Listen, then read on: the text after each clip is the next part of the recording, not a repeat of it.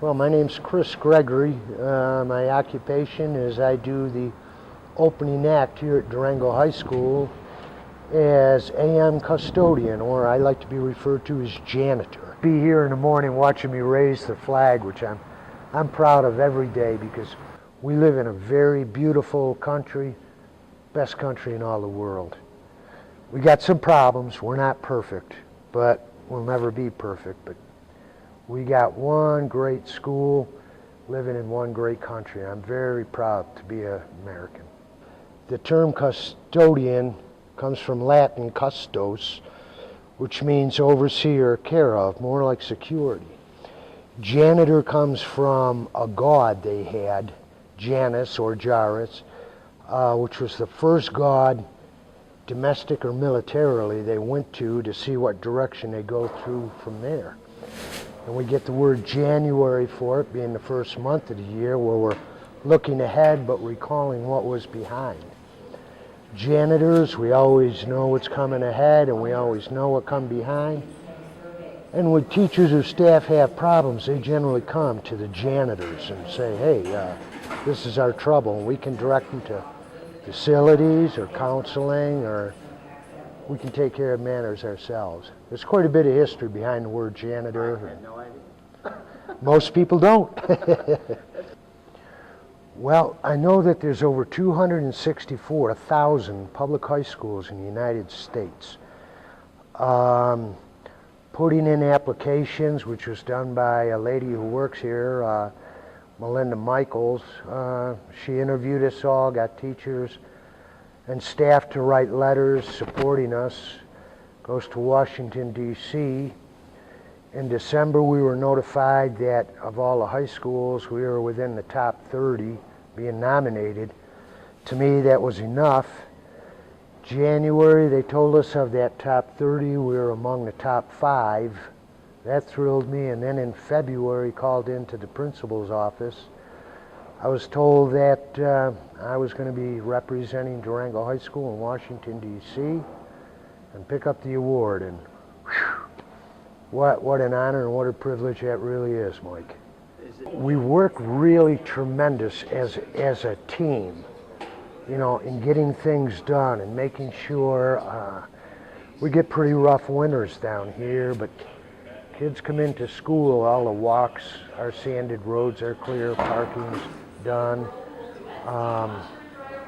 We're ahead of the city or the county in getting our lots and things cleared, and we don't have many slip, falls, injuries, which is very good. In the halls, as you can see, we keep them up pretty clean, the restrooms and everything. Kids get sick, which happens. Okay, we're right there to pick it up. We're not afraid to move a class out of the room, so while we're cleaning up, we're not disturbing the class, send them to other rooms. And another big feature, I don't know if you're familiar with the Discovery program by Eric Larson. I attended that this summer, which is taking individual attention on students and working with them, which I've instituted in lunch detention.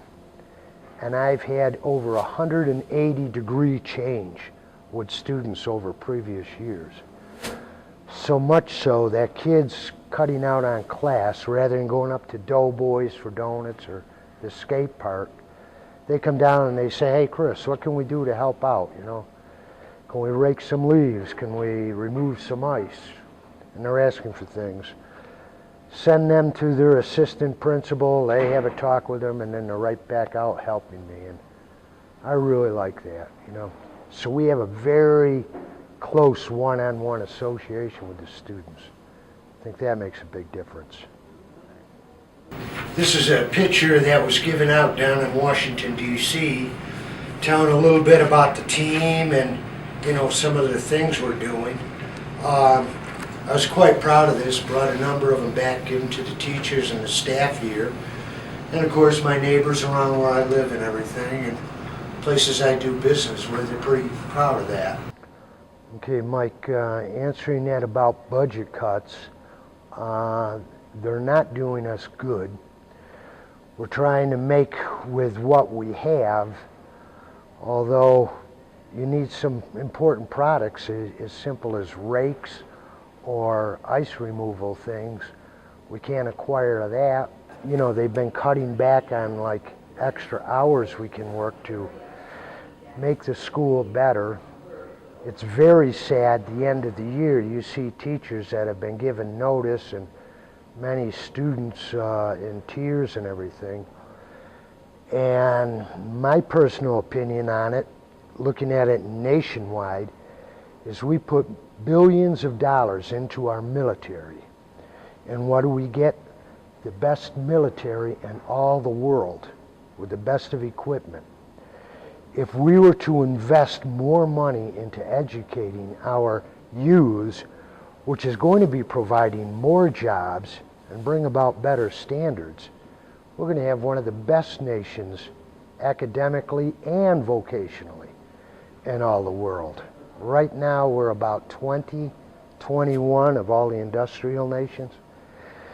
Something I don't think the U.S. can be too proud of in the way we're supposed to be the leaders of the world.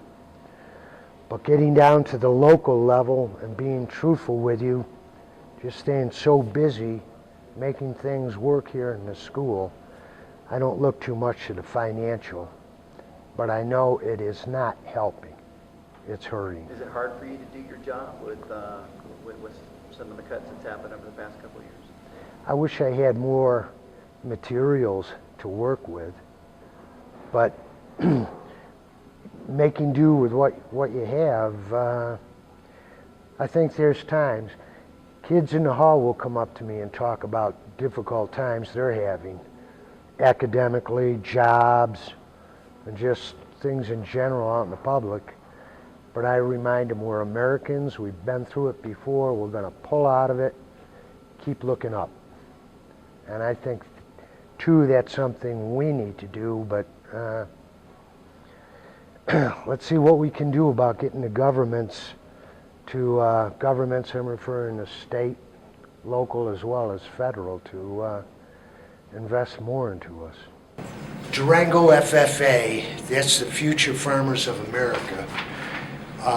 This was under Mr. Ortiz, Robert Ortiz's class, and it's a teacher's support award. But they presented it to me saying that I was the most supportive member of the staff here. I was invited to their dinner, which I normally attend. Then they started talking about this guy who's doing all these things for them. I got kind of envious. And then they called me up, and I was really amazed by that, but proud to be a member of any of the groups that are helping out here.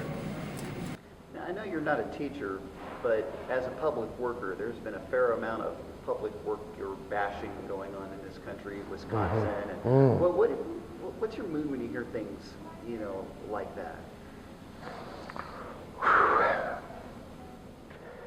I feel very heartfelt for them. I know what they're going through up in Wisconsin.